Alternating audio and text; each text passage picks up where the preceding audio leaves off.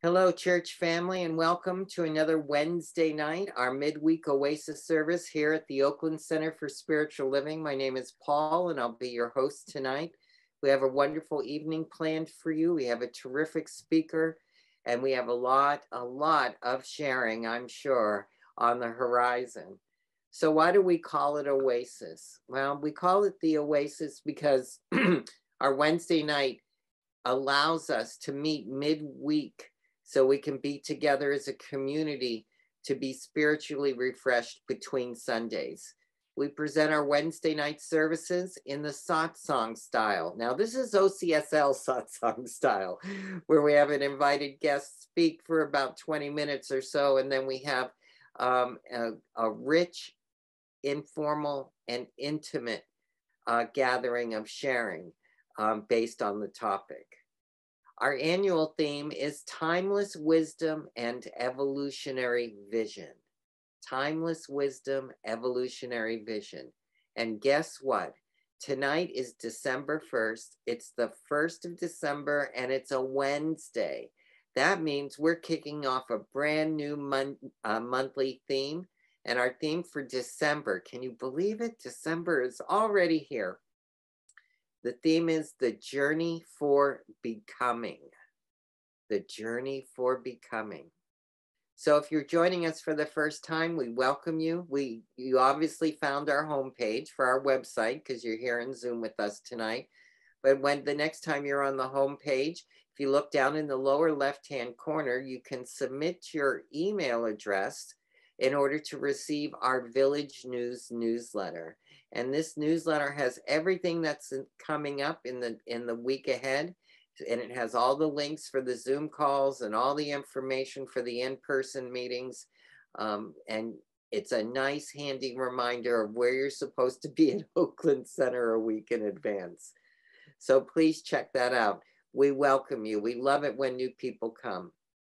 Please also note that to improve the quality of our transmission tonight in Zoom, we're asking everybody to make sure their camera is off and their microphone is muted.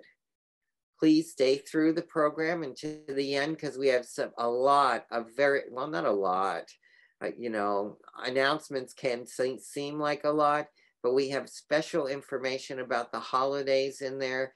We're going to read our covenant letter during the announcements tonight for calling in our new senior minister or ministers. So please stay with us for that important ritual. Oh, tonight we have an opening prayer person specially invited by our speaker, and her name is Teresa Gardner.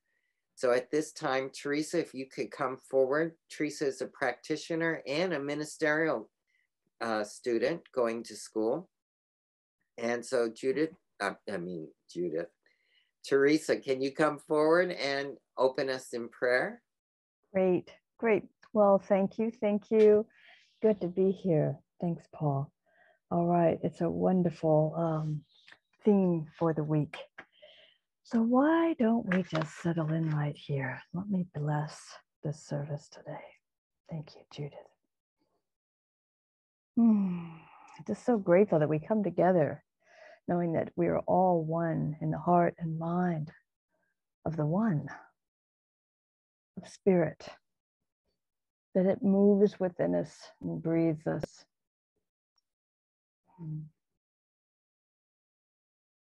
And it is whole, it is complete. There is nothing missing within this one.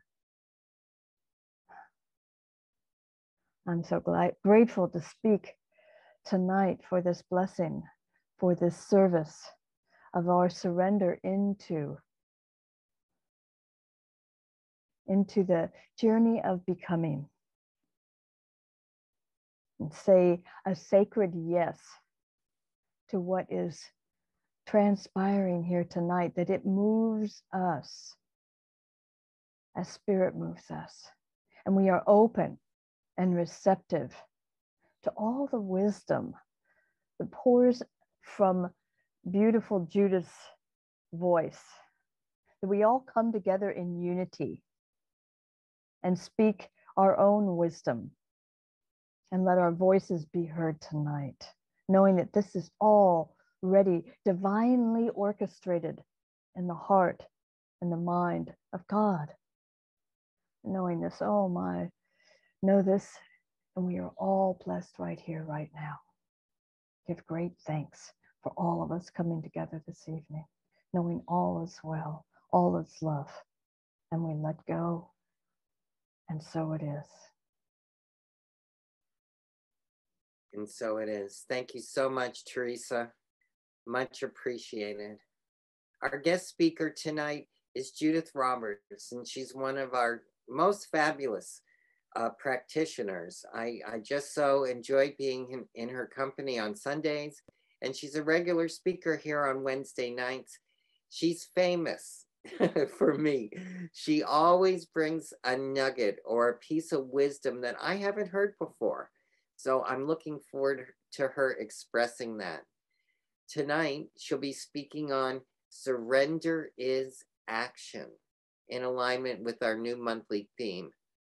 So with that in mind, Judith, I'd like to turn it over to you. Thank you, Paul.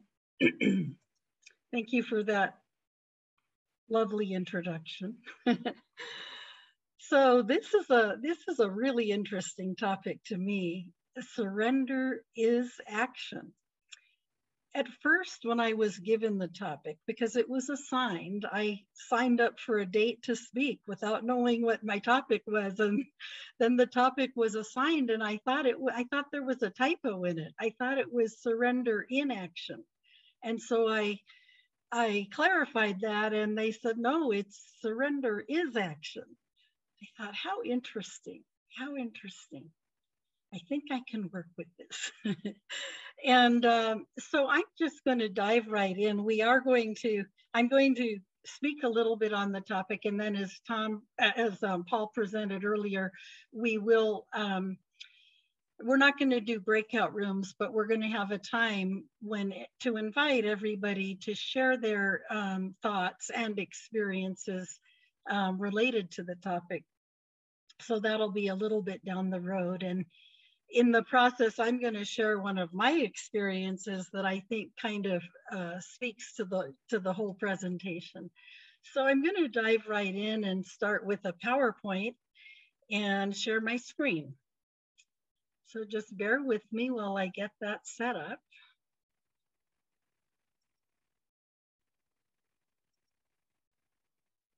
Okay, so here it is, Surrender in Action. And I wanted to start out with a definition of surrender. I found this in dictionary.com, and they describe it as a verb, and it says to give oneself up as into the power of another, submit or yield.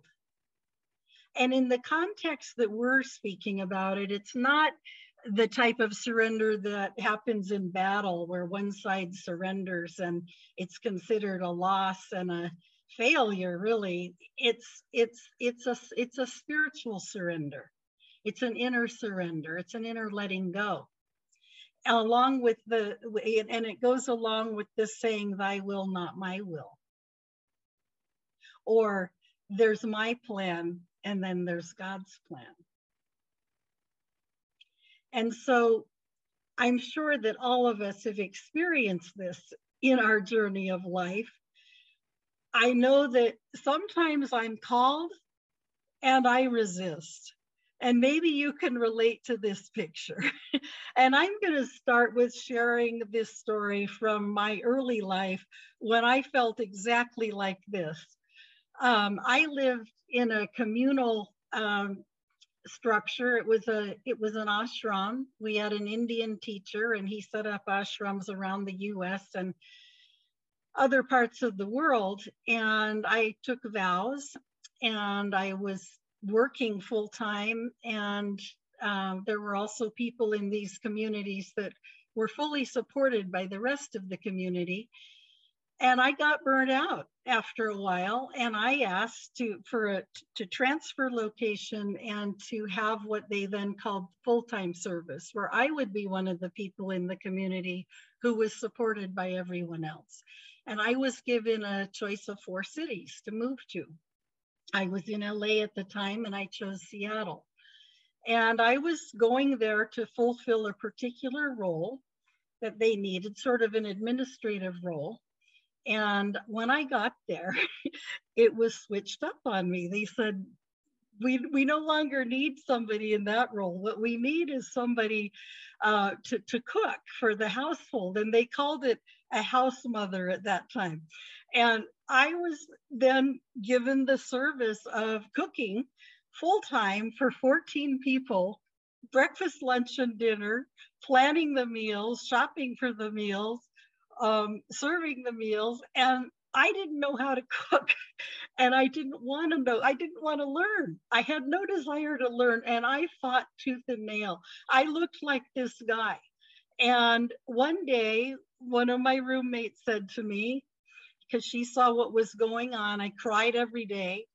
And she finally said, I was called Judy then. And she said, Judy, now how long is this going to go on? And it was kind of like a little mini intervention. And I took stock and I surrendered. I let go and I accepted. I think another synonym for surrender is acceptance. And so I accepted, and I started learning and taking advice, and it was hard because so many people had so many ideas, and of course they were at my mercy because they had to eat my food, and it wasn't very good in the beginning. But I learned, and I learned how to delegate. I always had people come in every day to help me, and I had sous chefs, and I cooked or organized breakfast, lunch, and dinner for 6 days a week. I was off on Sundays. And I became a really good cook. And not only that, I enjoyed it. I learned to really enjoy cooking, and it became creative. It became a dance. It became, making something up. And I became such a good cook that every day, people called me from their jobs and said, could I bring so-and-so home for dinner? And I always said yes. So we'd have 2 or 3 people extra at the dinner table, which meant I was not cooking for 14 people, but cooking for 17 people. Plus, I always made extra so there was enough for seconds. There were a lot of men in the house, young, strong men with big appetites. And so I cooked a lot of food, and it became a joyous time.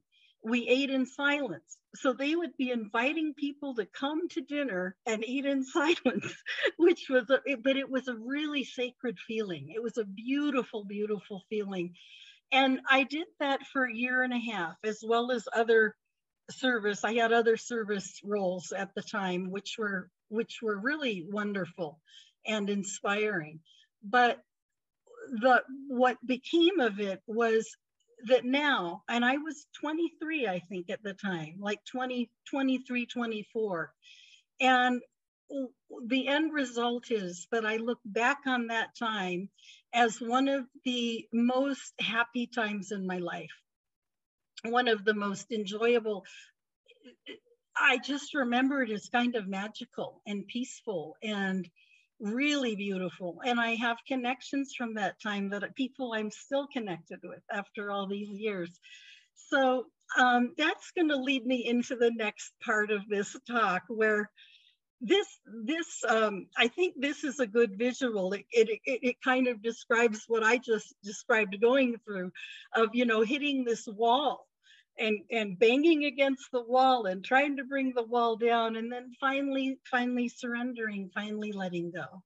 And I love this last image of this person, in a posture of prostration, and this woman in a posture of prostration, because that's the posture of, okay, yes, I accept, thy will, not my will.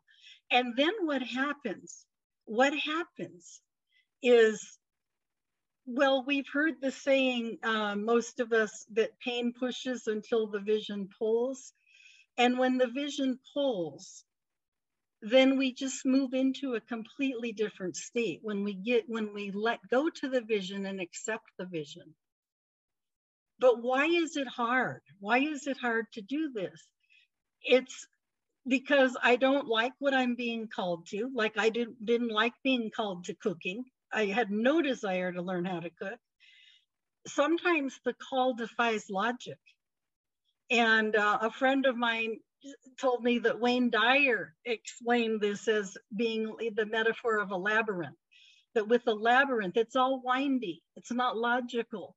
You go in and then you go out and then you come in and your goal is the center and you come really close to the center and then the path takes you way out again to the edge and you can't control it. It's out of your logical stream of how you think things should be happening.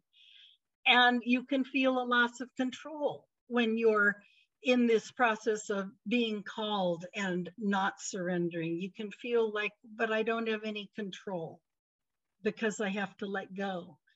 And then there's fear of the unknown because I can't always see what's around the corner. I can't always see what's next. I'm being called to do something, but I don't know what's next. I can't see it. We're always being called into our gifts and into our greatest yet to be. And Pablo Picasso said, the meaning of life is to find your gift. The purpose of life is to give it away. And, you know, I think these callings are really are calling us into our gifts. There's a couple of people I want to mention with respect to finding the call a challenge. One of those is Michelle Obama. Before I even knew about the theme being the journey for becoming, I started listening to Michelle Obama's book, Becoming, on Audible. And I'm about almost to the last chapter now. I've been listening to it the whole time I've been preparing this without realizing that I was in complete synchronicity with this theme. But one thing I didn't know about Michelle Obama was that she didn't want to be in the public life at all. And when Barack Obama was in the Illinois State Senate, she had a really hard time because his schedule didn't allow much time with the family, and it was really, really hard for her. And then he wanted to run for the U.S. Senate, and she was pretty exasperated. She just didn't want that to happen, but she kind of gave him an ultimatum, and she said, "Okay, you know, you run for U.S. Senate, and I'll support you. But if you lose, this will be your last venture into politics. After this, you go back to, you know, another form of more traditional work in the community." And he agreed to that. But look what happened. So he not only became a state senator, a U.S. senator, but then, you know what happened, and her life became completely in the public eye, as well as her children, and she had to surrender. But yet what opened up to her was beyond imagination, just beyond anything she could have imagined. But she had to let go and surrender. And the other one is Rosa Parks. I wanted to mention Constance, when I was preparing this, said, well, you know, December 1st is for Rosa Parks Day. And I said, no, I didn't know that, but I looked it up. And it is not Rosa Parks Day in California, February 4th is, but it is Rosa Parks Day in 4 other states. So I just thought she's another example. She was not the first person to resist bus segregation. But when she did, and she was arrested, the NAACP believed that she would be the best candidate to see through a court challenge after her arrest for civil disobedience violating the Alabama segregation laws. And I imagine, I haven't read her autobiography, but I imagine that for Rosa Parks, doing this, refusing to give her seat in the colored section of the bus, what was then called colored section of the bus, to a white man, I imagine that refusing to give up her seat did require surrender, and that it was an example that surrender is action. And then look what happened. You know, she surrendered. She offered herself, really, and then that was, you know, one of the impetus of the entire system of Jim Crow segregation changing. So what's required for surrender? Faith and trust. I learned recently in talking with a friend about this, that in Pali, which is the original language of the Buddhist text, and in Hebrew and in Latin, faith is a verb. It's an action word. It's something we do. We faith, you know, quote unquote, F-A-I-T-H-E, faith. And this is, this information is in Sharon Salzberg's book called Faith. And that's something I didn't know, but it makes sense to me that faith is an action word. Faith is an act of surrender, and it is surrender in action. So the opposite of faith is fear.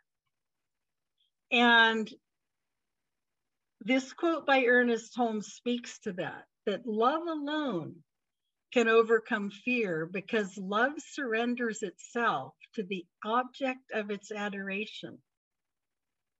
The soul must make a complete surrender of itself to spirit. The will of spirit is peace, clear thinking, and happiness. It could have no other will. The will of spirit is peace, clear thinking, and happiness. It could have no other will. And this reminded me of a friend that I talked to this when I was preparing the speech. I talked with her about it, and she said that she was in 12-step, in the 12-step program. And at first she really fought the idea of turning over her life to a higher power. She just couldn't get that, fathom it, and resisted it and resisted it and resisted it. But her sponsor told her, she said, God's will is for you to be joyous, happy, and free. And when she took that in,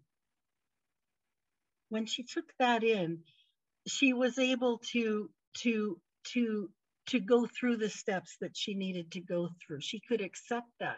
And I think that that's similar to what Ernest Holmes is saying here. Whoops, sorry, I went the wrong way. That the will of spirit is peace, clear thinking, and happiness. And so if we think of it in those terms, about thy will, not my will, but thy will, when we think about giving ourselves over to spirit, giving ourselves over to God, to allow ourselves to be brought up, to allow ourselves to become the greatest yet to be. And that's where we're going. That's what we're moving into, no matter how difficult or how illogical or how challenging it may be. That if we have faith and if we do trust, that is the end result. That's where we end up. So we nurture love, welcome love, affirm love, ask for help. We're never alone. There's always help. And my friend Bob Bearden said, he gave a talk on very similar subject recently, and I listened to it. And one of the things he said was, be a prayer, a player, and a partner with God. A prayer with the problems of life, a player in the game of life, and a partner with God, the presence of life. Let's breathe that in for a minute.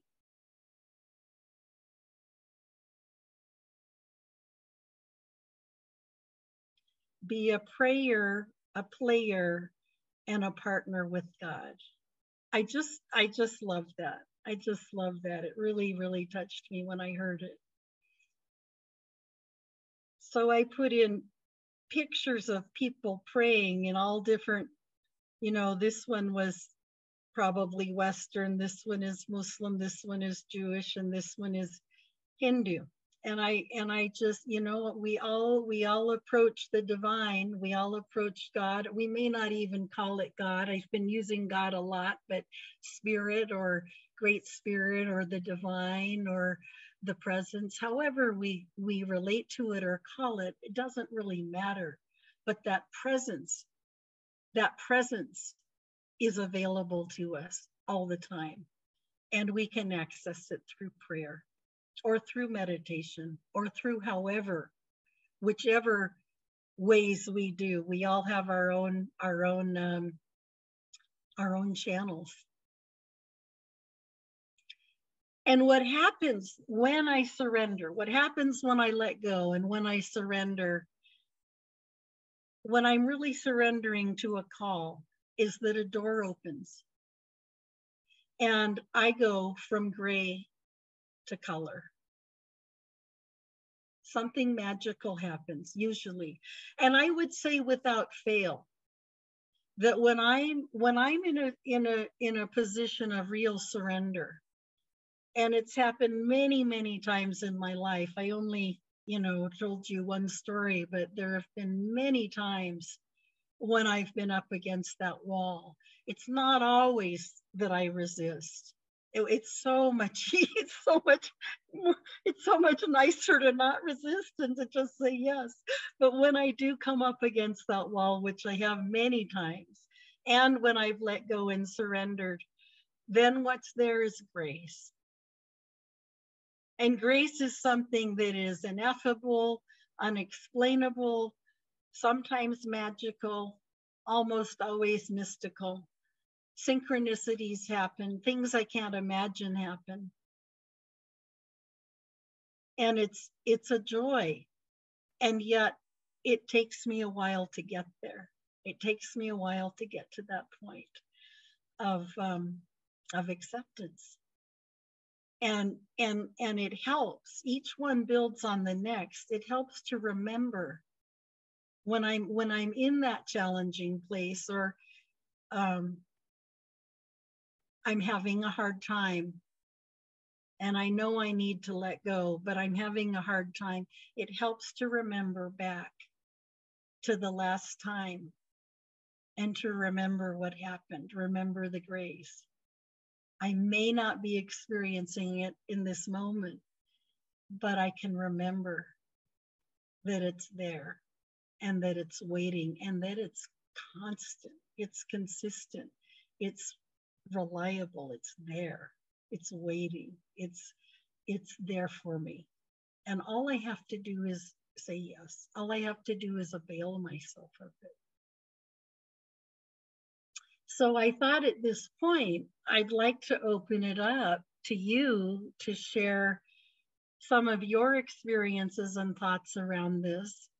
I'm sure that if you've lived life at all, you've encountered these times in your life.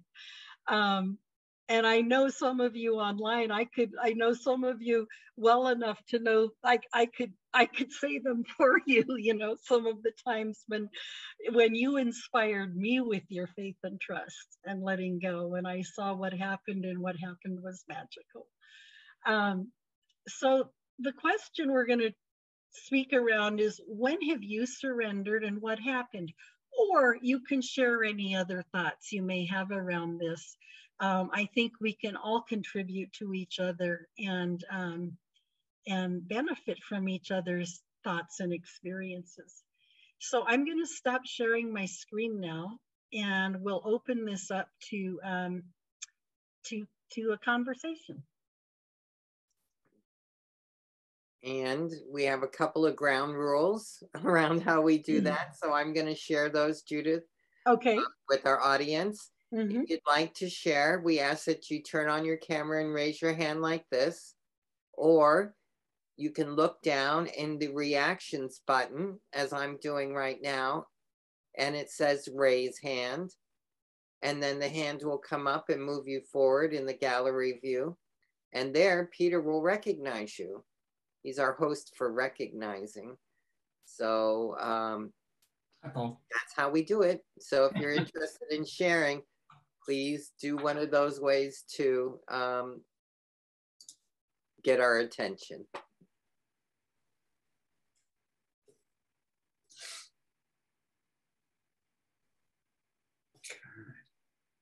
I did put the inquiry into the chat. I don't know if you all can see that.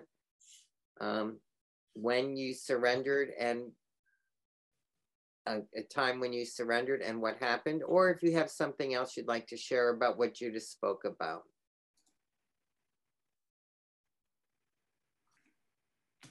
Speak. Hello. Marker. Hey, Maggie. Hi. I don't think you can see me. I'm on a telephone, and it took me 30 minutes to, or more, 40 minutes to get in. I tried several different ways, but I'm here. So, and I have a friend here with me. And one thing that happened to me when I was 21, turning 21, I was in the ocean in Cozumel, completing my my final exam on my advanced scuba, which was my college PE, so, which is pretty cool. They let us do that, pre-lawsuit kind of stuff. So I was finished, and I was waiting for the others to finish, and just hanging out. And I was almost out of air. We've been in the water for hours, and a deep sea manta that was between 25 and 30 feet across, a giant manta ray came. The mouth was about 9 feet or more. And it came up underneath me and made a U-turn and was right under me, 2 feet underneath me, pointing out. It came under me and then pointed out towards the sea, which I was pointing out towards the sea. And then it lifted up and put me on its back. My belly was on its back. It was shocking. And I wasn't afraid. My dive instructor gave me instructions via hand signals to get on it and to hold on to its upper lip and just hold on. So I did. I held on and waited a couple minutes, and then it took off and we went out to sea. And I could have been afraid, but I was, thank God, only 21 and not in a place of fear. So I surrendered and just went. I felt awe, AWE, instead of fear. I felt like I was having a magical experience. It was really amazing. And that has stayed with me for a lifetime. And I guess that's all I have to say. Thank you, Maggie. Magical experience. Totally magical. Magical experience. Yeah, letting go and letting it just take you. Thank you. Anyone else?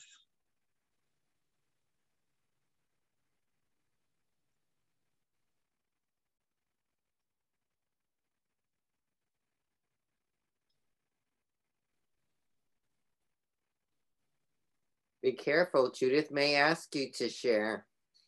Well, I actually would like to. Hello? What? Lucian's got his hand up. I see Lucian's hand, right? Okay. Hey, Lucian. How's it going? Great. Awesome talk. I wanted to thank you for mentioning surrender when talking about Rosa Parks. That, that was something I really needed to hear. I didn't think of it that way. Oftentimes I think of her as a fighter and a warrior woman, but there is definitely a huge element of surrender in there. And so now I get to look at it from that point of view too. Surrender really is our greatest weapon. It's us allowing God to use us. That's literally what surrender is. And when the ego's in the way and we fight against it, we miss out on that moment. So I really want to thank you for reminding me of that. Yeah, thank you, Lucian. And I think the title "Surrender is Action." I think that her action there, I think she kind of epitomizes that whole topic. Surrender is action. Yeah, thank you. Most definitely.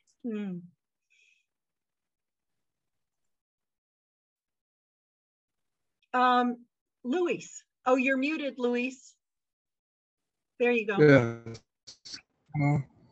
I'll put myself down just to be safe.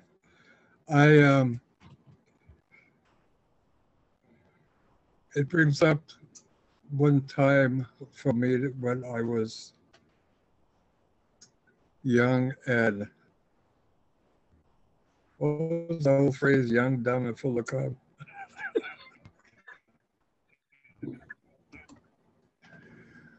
I didn't know how to swim.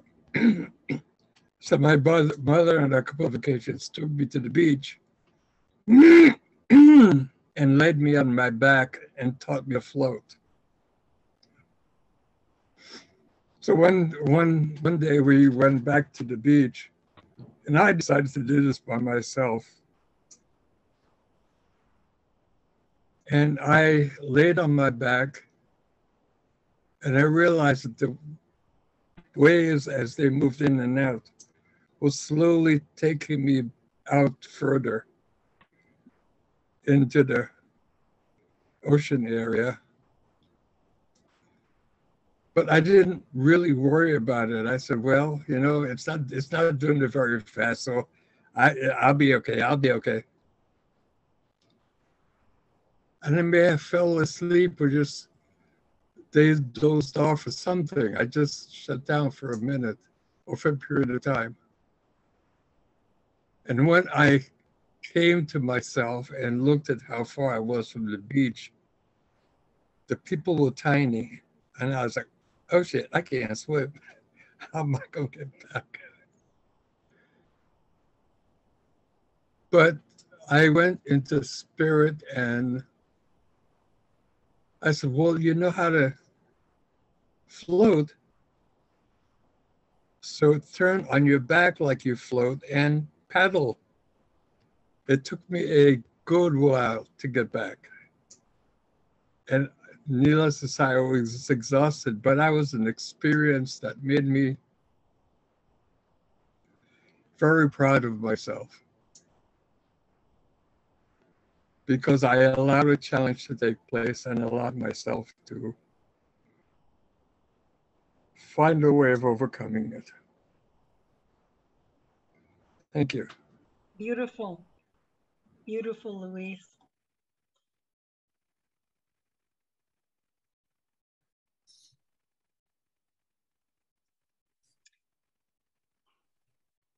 If no one else has, oh, Marco's here. If no one else has something specific, I actually would like to call on somebody.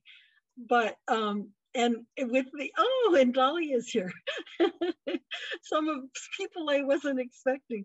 So and if I call on you and you say and you're not comfortable and you say I'd rather not or I'm not right now, that's fine. We understand that. But I'm just remembering such an awesome story from one of my fellow practitioners here that I am going to ask Bonnie Gonzalez. Bonnie, are you there? Yes, I'm here. Bonnie, the story I was hoping maybe you could share if you're comfortable was that incredible story you told me about picking up and moving across country and what happened when you got here. It touched me so much. Wow. Oh my gosh, you mean being a single parent? Yeah, and what you did, what you were called to do and what you did. Gosh, Judith, the only thing I can really say, and you can remind me of what part really touched you, is just that I was in trust and I moved across country as a single parent, a mom with 4 kids. Oh gosh, my first recollection, I don't really know if I've want to share that part, but maybe I will. Okay, so I was a single parent moving across country, and my sister, the day before I left to come, my sister said that she would go and pick up the keys to the new place. And so my sister goes and pick up the keys, but she never got them. As soon as my sister got there, and they realized the color of her skin, then my skin must have been the same color. And they said, oh, sorry, but the owner does not want to rent to someone that has kids.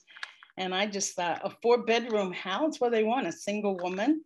But anyway, but I didn't give up. I mean, that wasn't an option. That just was not an option. And I did get another place. And the gentleman that was helping me to look for another place, he was British, and he was just as shocked as I was by that attitude. He asked me as he was taking me to look for the other place, he says, do you have furniture or anything? I said, no, I don't have furniture. He says, what, you came naked? It's like, yes, I came naked. That is surrender and trust. I said, yes, I came naked. And he said, oh my goodness, well, I've got these houses that what are they called, stage? So I have tons of furniture. I'll bring you, he brought me a house full of furniture the next day. And he said, when you no longer need it, you can just give it back. There's no rush, no worry. And then I was ready to give it back, and I called the company. And they said, oh my gosh, he doesn't work here anymore. He's been gone a long time. If you have furniture, just keep it. I mean, they did not even want it back. So anyway, for me, that was trust and knowing that, talk about divine flow, that I could just trust and be in the flow, having God's hand at the small of my back, leading me along and never having to really worry about that. And things have just been, it's been good. And I've been on those adventures ever since, Judith. I just picked up and moved to Mexico, with a lot of anxiety around that. And I finally thought, wow, just buy a one-way ticket. You can go and come as you like. So I feel like I've taken up a lot of time, and I hope that I shared the part that you remembered, Judith. You did. And there was something about a car too, wasn't there? Oh my gosh, yes. And someone gave me, GAVE, gave me a car. And so my needs were definitely taken care of, definitely. And that's what, for me, I feel surrendered is. When it's a deep trust and deep knowing that you are in the divine flow of your life, in the river of life, just trusting. Yeah, thank you so much.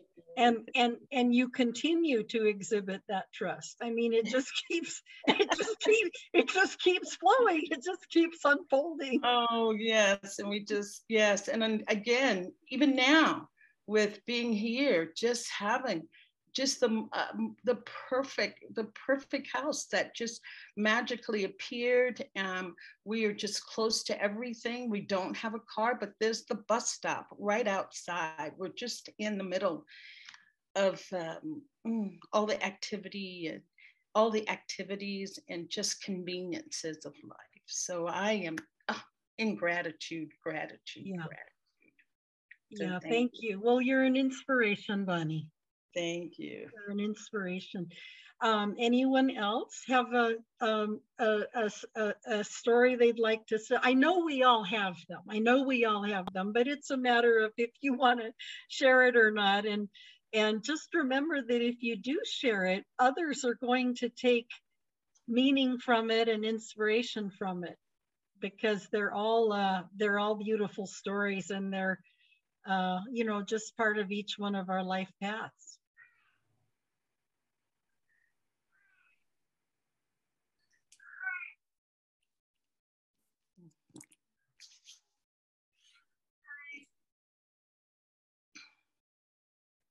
Joan, hi, go ahead. You're muted, Joan. Ma'am. There.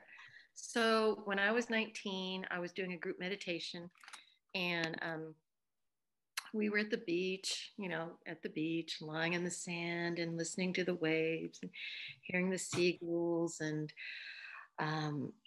after a while, I felt like I was going to pass out, and so heavy that it felt like I might die, like my heart might stop. And I was contemplating in my head what to do, and I just got this profound faith and just released. And it was just this zoom, like a near-death experience, the light at the end of the tunnel. And it was nirvana. So by having that faith and letting go, I got just something that I never expected to have, that has been in my life ever since. That's it. Oh, that's so beautiful. Thank you.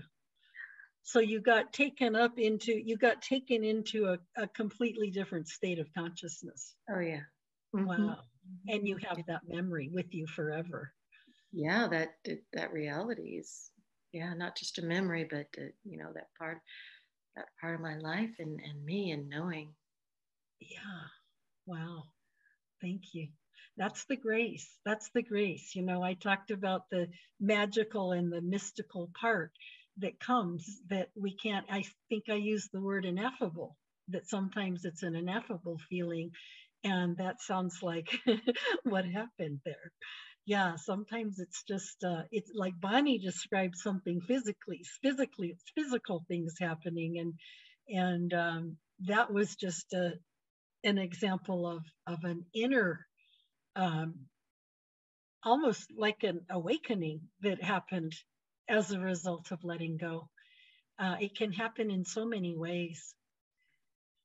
So thank you all for attending. I think I'm going to turn it back over to Paul now, because he has a bunch of things to share with us, and asked me if he could have a little bit more time than normal.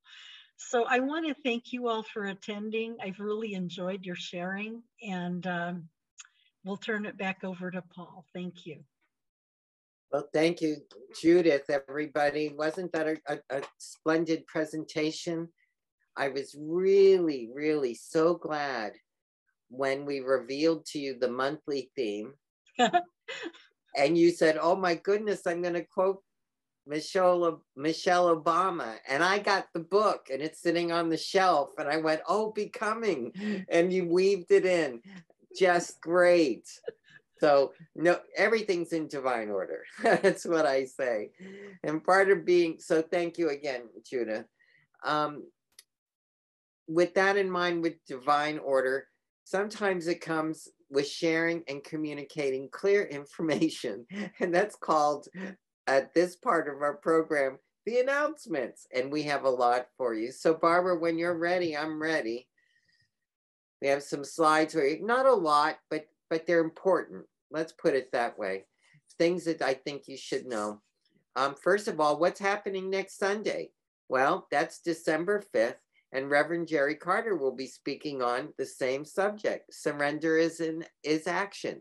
I wonder if some of this will show up on the pulpit, Judith, right? So join us physically and in person in the sanctuary, or watch the service live on live stream or on YouTube this coming Sunday. Our service starts at 10:30, and if you're going to join us in person, please know that if you'll be there with us, everyone is required to wear a mask inside all of our buildings, and we will be practicing social distancing.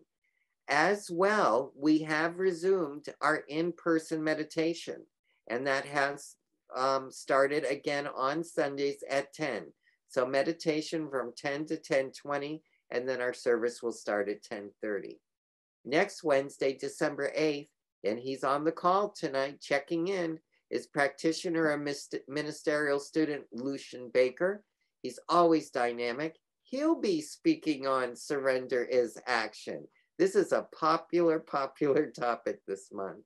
Our meditation is at 6:30 and our service is at 7 here in Zoom, and our Wednesday night services will remain in Zoom.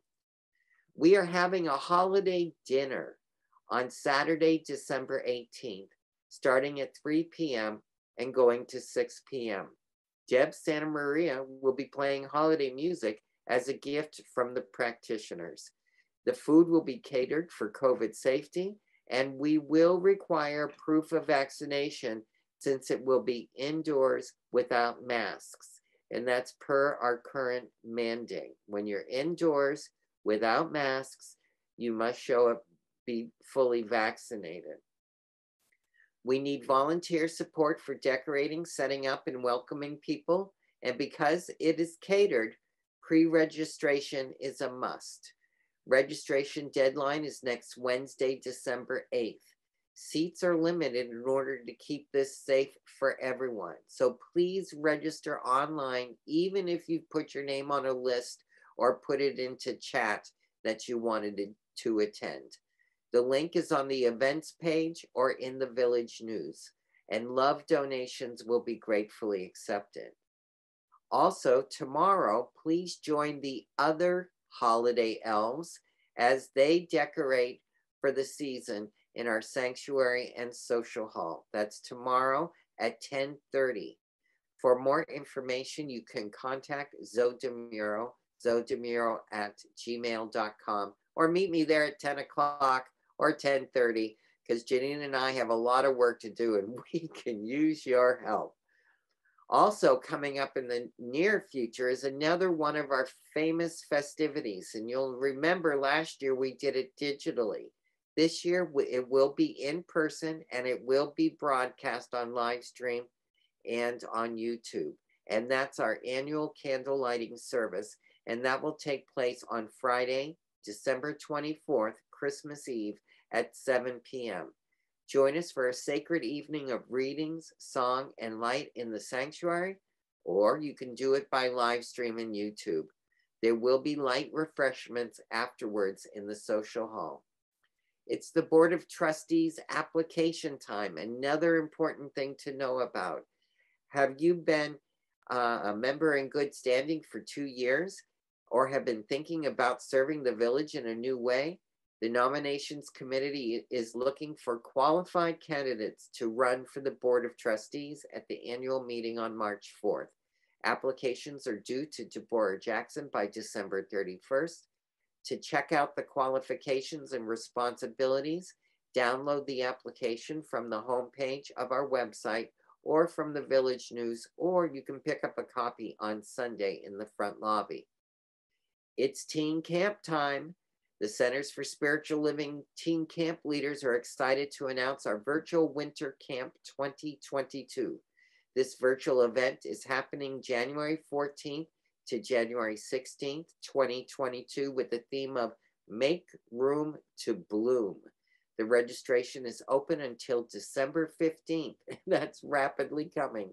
So if you're interested in attending teen camp, find the link and information on our events page and sign up. At this time, I want to take a minute, Barbara, before we move to the next slide. Just hold that for me and ask Zoe to join on the call.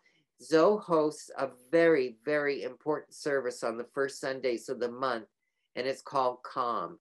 And Zoe, if you can come online for a second, can you tell the folks when and where and how they can be a part of Calm this Sunday? Sure, I'd be happy to. Thank you, Paul.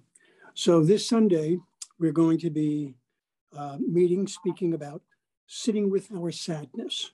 We're going to talk about why that's important. We're going to talk about how to do that in a way that's going to be beneficial. It's going to actually be uplifting, and it's going to help you deal with loss and deal with grief. So this is going to be at 12:30. It's going to be a hybrid, meaning that if you are at the center in person, we will be meeting in Reverend Jerry's office, or you can come in on Zoom. So 12:30, either on Zoom or in person. Thank you, Paul. Thank you. And so I'm correct that there's more information or about this on our events page if people are interested, correct? That is correct. Great. So please join. So I've attended one of those sessions in the hybrid form. It's really cool. And it's a good ministry that we have here at the center for those who need it. So I highly recommend it. So let's take a moment and do something that's a ritual. And that's why I asked you all to stay on the call.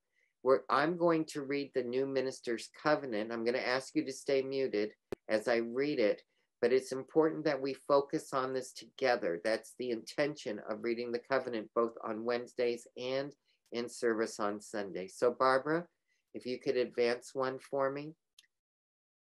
My new minister's sacred covenant prayer.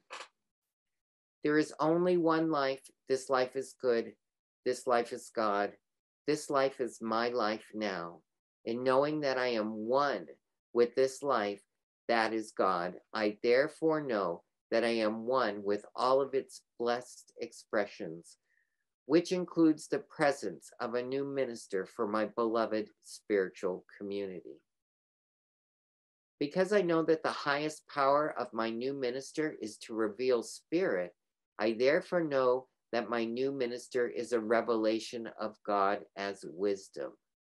I further know that my new minister is the fulfillment of that which has been promised by Spirit. For it is written, I am filled with divine wisdom. I allow divine mind to fill my mind now. As I stand in agreement with my beloved community, I see my new minister revealed before me as unity in the community. I now intend to experience my new minister in full cooperation and agreement with my community, knowing that this truth about myself, for I am inspiring unity and diversity, embracing and nourishing our community. I am awakening the wisdom within. I am healing and expanding our community with the power of love. I am engaging the community in building a world that works for everyone. I am deepening family consciousness.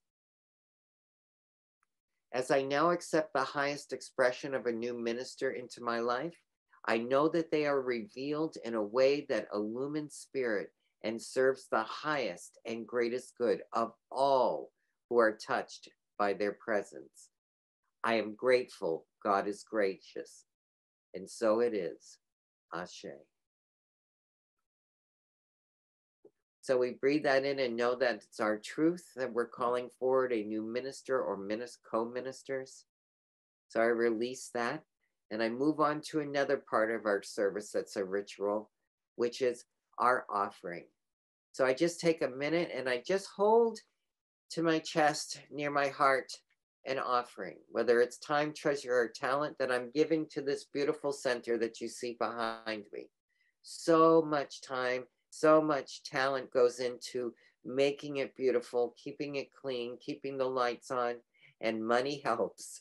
So we know that treasure is important, and I gleefully and gladly share that with my center. So I take my little basket I've created with my hands and I pass it to the different squares on here collecting your offering. And as I'm doing that, I say, this gift I give is God in action. It does good work in the world and blesses creation. So I release knowing that is the truth for all of us. And that as we give, we so as well receive. How are other opportunities for you able to give? Well, you can visit the all-inclusive universal homepage of the website where everything seems to reside and click the donate button for a credit card, or you can mail a check to the address listed there in the second spot.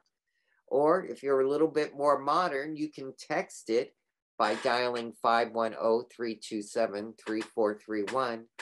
As well, you can use the new device called Zelle that allows you to contribute by going to giving@oaklandcsl.org. Or you can easily join us at church on Sunday, because we have baskets there that will gladly receive your gift.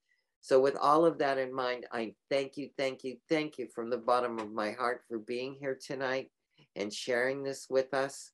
I'd like to take a few minutes and thank some people. First, Judith, for the beautiful meditation in your presentation. Teresa, I'm going to ask you to close us in prayer in a minute, but I want to thank you in advance for being willing to both open us in prayer and close us in prayer. Reverend Jerry, thank you so much for being here as always. For Zoe and Constance and Peter and Barbara and Alice and Luis, all in the background, you guys working in many capacities to support us to look good and feel good. And as I've always said on Wednesday nights, making me look good and feel good and sound good is not easy. So those guys have a challenge and they definitely deliver. So thank you, all of you that support us behind the scenes in all of your capacities. So Teresa, it's time for you, if you would, to close us in prayer. Wonderful, wonderful. That was a great topic. Surrender is action. Let's just take a nice deep breath into that surrender, into our surrender, into the one. There's only one life here. There's one breath, one heartbeat right here. And it is so very wise. Such a beautiful design of life, of love. Such a beautiful, divinely orchestrated, creative creator. All is this one, this love, this one mind, this one presence right here, this good back of all things. And I let go and know that this one lives and breathes in each one of us right here, that we embody it, that we open and receive all the beauty, all the joy, all the good that is ours. We say yes. There's only this one love that is present right here, the back of everything. And I'm so grateful to know this. I'm so grateful to know that it is our lives. I give great thanks to know that it is our lives, that we are the ones that have come forward in this beautiful divine flow, this river of life, that we have said yes, and we let go beautifully.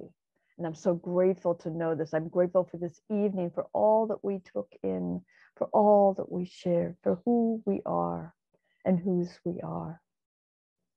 And I know that everybody snuggles beautifully and sleeps well in their beds tonight. And it is very good. And I let go, knowing God is present within each of us. We are open, receptive, calm and peaceful. And I say, with you, and so it is.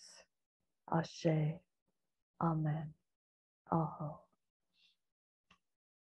And so it is. Thank you, Teresa, so it so is. much. Thank you.